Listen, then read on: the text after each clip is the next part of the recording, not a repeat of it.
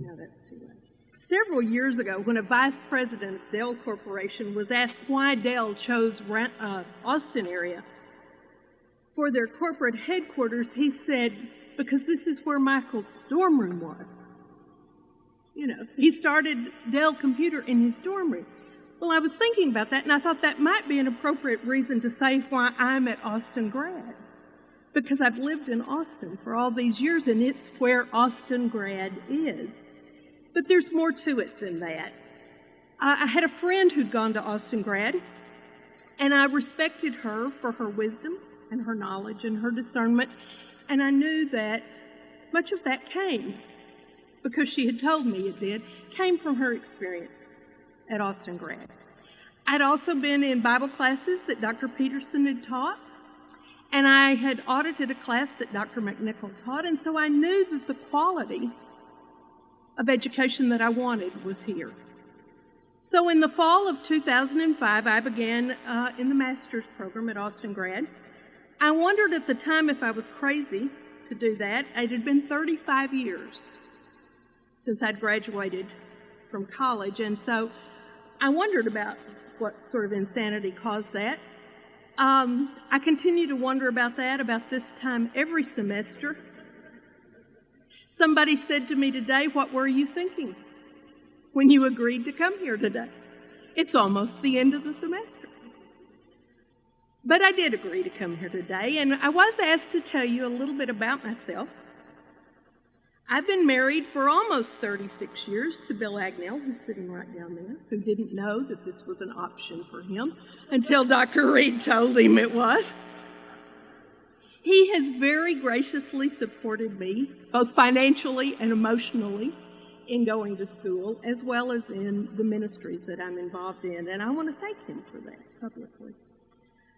We have 2 grown sons. Neither one's married.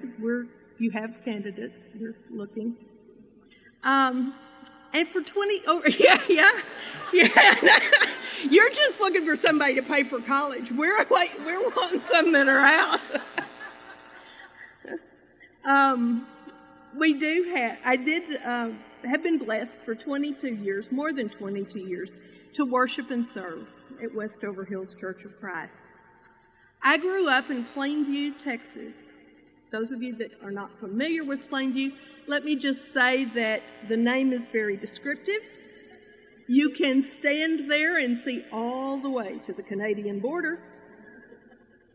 So when I was 18 years old, I went away to the big city to go to college. Now, I have to tell you that in that other room, I was almost afraid to say this because the seats were maroon and there were some big UT things on those quilts. But in this room, I feel perfectly fine to say that I'm a graduate of Texas Tech University and proud of it. And there are others here. I got a degree in home economics education, which I never used. Nobody died so that I could get a teaching position. And I had a minor in social work, and I did use that one for a while until we had children. And I stayed home for a number of years with them. But finally, I did go back to work, and I worked in the real estate industry for about 23 years. I started out in sales, went into management, and finished up before I retired as a professional trainer for one of the large companies in Austin. All of that is to say that's the background that I brought to Austin grad. Bill and I are planning a trip to Scotland for next week, and we've been looking through not for next week, for next month.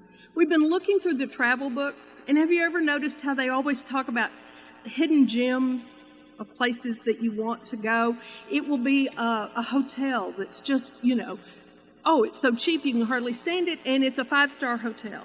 Or it will be a restaurant where the food is just fabulous and nobody else knows about it. There are no waiting lines. Of course, everybody knows about it now. They've written it up in the book. Or it's some quaint village that hasn't been changed by tourists or whatever. You see all of that in the books, and I was thinking about that, and I thought, Austin Graduate School of Theology is a hidden gem in Christian education. It has high caliber of professors with a genuine interest in the students. It has an administration and a board of directors that have a real vision for what the school can be and how it can be an even greater resource for the church in the future.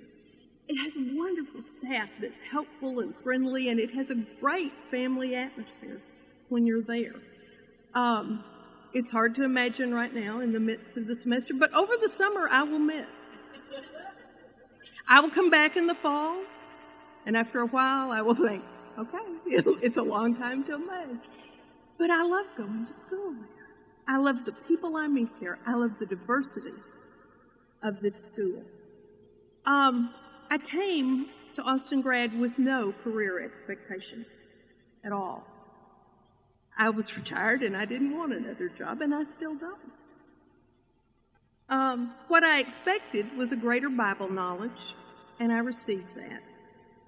I was especially blessed by the challenge to be more reflective, to think more theologically, to think about the consequences and the impact of what we do in our churches. I can't tell you why I'm going to school, because God hasn't told me.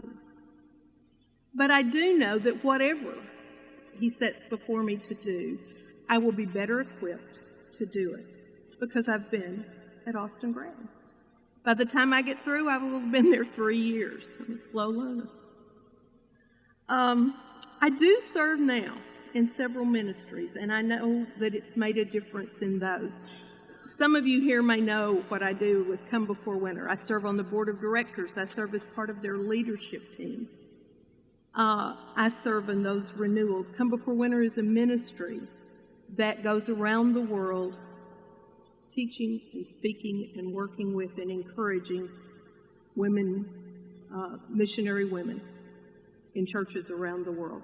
We just finished our 12th trip about 2 weeks ago. In that work, what I do is I teach and speak. And I know that what I teach and the way that I speak and the way I think about what I do on those trips has changed since I've been at Austin Grad. And I know that I'm better equipped academically and spiritually to do that. I teach women's Bible classes, and I see a difference in the way I teach. There's more depth to what I teach. There's more theology in what I teach. That's for you, Dr. Lee.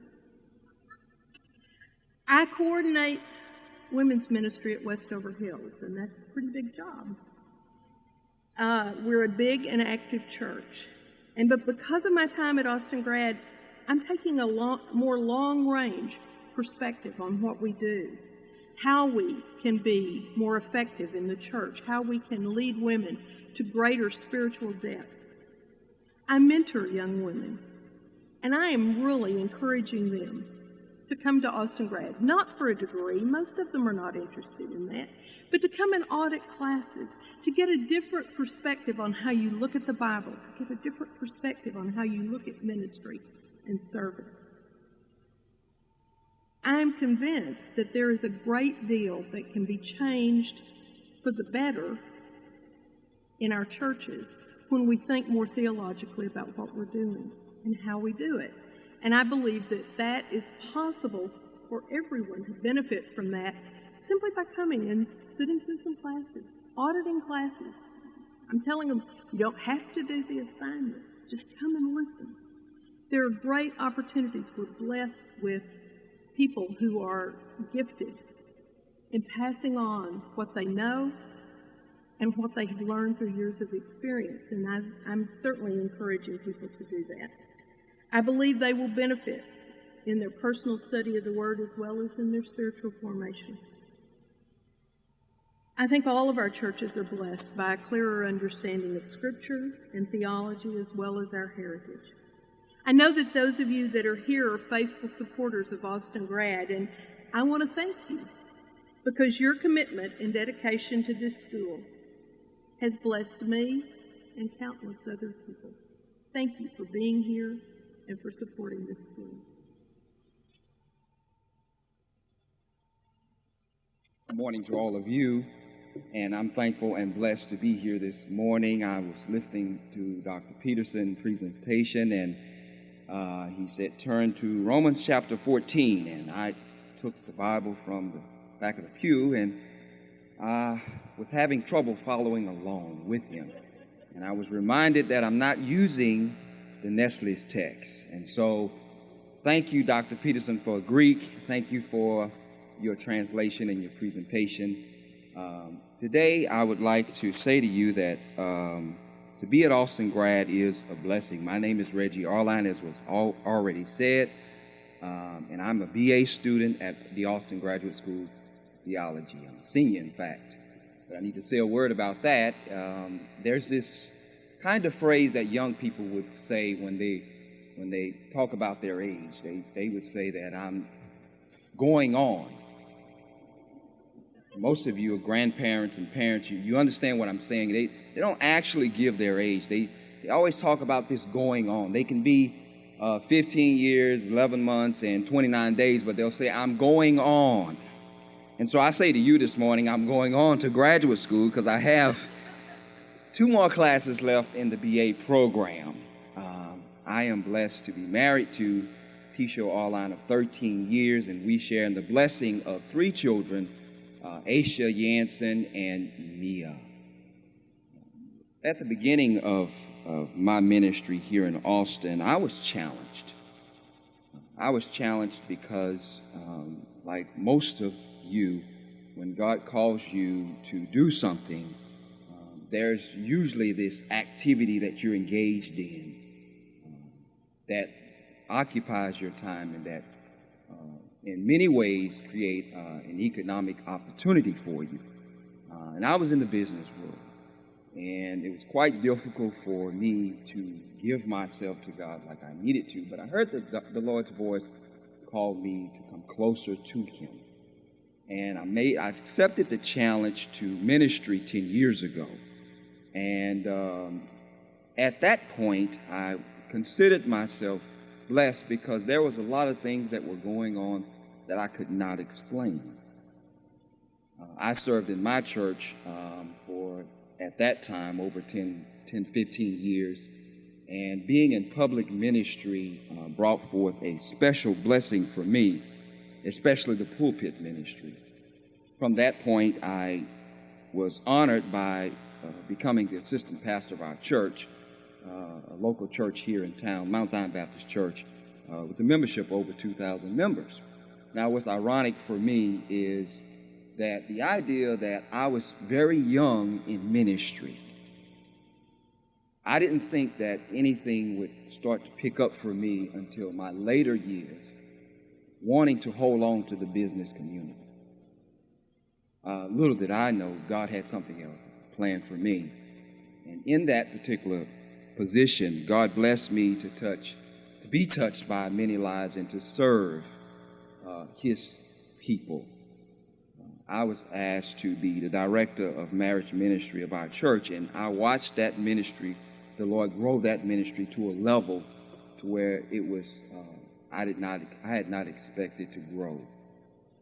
And from that point, there were other opportunities for me to serve, but there was still this hunger that was this void that was in me that needed to be filled, that my immediate surroundings couldn't take care of. And I often think about the idea of having a toolbox. And in my toolbox at that particular time, all I had was duct tape. Now, if any of you are carpenters, you understand that duct tape can go a long way. It's said in a hilarious way that if you're missing a screw, get you some duct tape. If your hood or your trunk is not working properly, use duct tape. And so that's kind of the scenario that I'd give to you this morning that sort of had a duct tape ministry. It was a ministry that those in the context of my community would say was great. it was moving, God was blessing, but for me, there was this void. There was this emptiness that said you needed something more in the toolbox. And actually, I got that scenario from Dr. Shipp in interpreting the Bible class. And so arriving at Austin Grad, I inquired of Austin Grad back when it was the Institute for Christian Studies, ICS, I believe. And at the time, I could not come to Austin Grad or Institute for Christian Studies because I was a bit active at my local church, and I mean very, very active. I watched all of the other ministers go to school, but it seems to me that I was always engaging in something that was benefiting and serving God, and I was thankful for that. But again, that was this void within me. So as I'm making way to prepare myself to better my ministry, on October the 14th, 2001, as a church family, we went to Crockett, Texas. And most of us went on the bus, but there were some ministers who invited me to ride with them in a car that was going that way. So